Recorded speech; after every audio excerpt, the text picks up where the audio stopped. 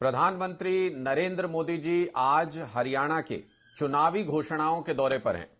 उम्मीद है कि अब हरियाणा आए हैं तो हरियाणा की जनता के कुछ सवालों का जवाब भी देते जाएंगे। हरियाणा की जनता यह जानना चाहती है प्रधानमंत्री जी कि साल 2015 में रेवाड़ी एम्स की घोषणा होने के बाद आज साल 2024 है। इसके बीच में आपने सिर्फ 2019 के लोकसभा चुनाव से पहले एम्स को याद किया और आंशिक बजट में एम्स का प्रस्ताव लेकर के आए। अब 2024 के लोकसभा चुनाव आ गए हैं, अब फिर आपको रेवाड़ी का एम्स याद आ गया है। पहला नींव का पत्थर रखने के लिए बताया जा रहा है कि आज आप वहां पर पहुंच रहे हैं।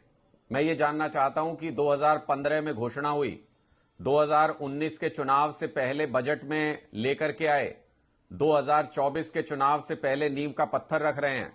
तो अगर इसी टाइमलाइन को फॉलो करें तो 2029 के चुनाव से पहले शायद आप इसकी एक दीवार खड़ी कर देंगे, 2040 तक इसकी बिल्डिंग बन के तैयार हो जाएगी और शायद 2050 तक इंतजार करना पड़ेगा हरियाणा के लोगों को कि वहां पर स्टाफ हो, मशीनें हो, एम्स अस्पताल रेवाड़ी का पूरी तरह से काम करना शुरू कर दे। तो लोग ये जानना चाहते हैं मोदी जी कि चुनाव से पहले आप चुनावी जुमलों के रूप में हरियाणा में घोषणाएं करने के लिए क्यों पहुंचते हैं और चुनाव के बाद हरियाणा के लोगों की मांग को क्यों भूल जाते हैं। रेवाड़ी के लोगों को वन रैंक वन पेंशन की आपकी घोषणा भी याद है।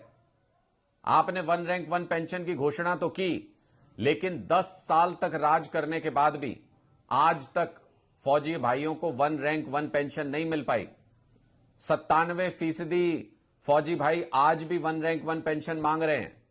सिर्फ 3% लोगों को आपने वन रैंक मल्टीपल पेंशन देने का काम किया। इसलिए हरियाणा की जनता को यह भी बताते जाइएगा कि हरियाणा की धरती से यह धार्मिक भूमि है, यह कुरुक्षेत्र की भूमि है। यहां से आप झूठ क्यों बोल के जाते हैं, जुमला क्यों दे के जाते हैं हरियाणा के लोगों को। साथ ही अगर आप हरियाणा में आ रहे हैं तो किसान आंदोलन चल रहा है, आपकी पुलिस किसानों के ऊपर लाठियां, आंसू गैस के गोले छोड़ रही है, आपकी पुलिस अत्याचार कर रही है किसानों के ऊपर।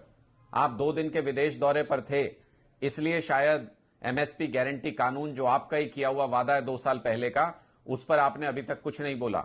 लेकिन कृषि की भूमि हरियाणा पर जब आप आ रहे हैं, किसानों की धरती हरियाणा पर जब आप आ रहे हैं, तो आज हरियाणा के किसान आपसे यह उम्मीद करते हैं कि एमएसपी गारंटी कानून के बारे में भी आप मंच से कुछ बोल करके जाएंगे और अपना 2 साल पुराना वादा आपने पूरा क्यों नहीं किया एमएसपी गारंटी कानून का। स्वामीनाथन जी को आपने भारत रत्न दिया, वो स्वामीनाथन रिपोर्ट आपकी वेबसाइट से क्यों हट गई, उस रिपोर्ट को अभी तक लागू क्यों नहीं किया गया। इन सारे सवालों के जवाब भी हरियाणा के लोग जानना चाहते हैं। आज आप हरियाणा में हैं तो हरियाणा के लोगों के इन सवालों का जवाब भी जरूर दीजिएगा प्रधानमंत्री जी।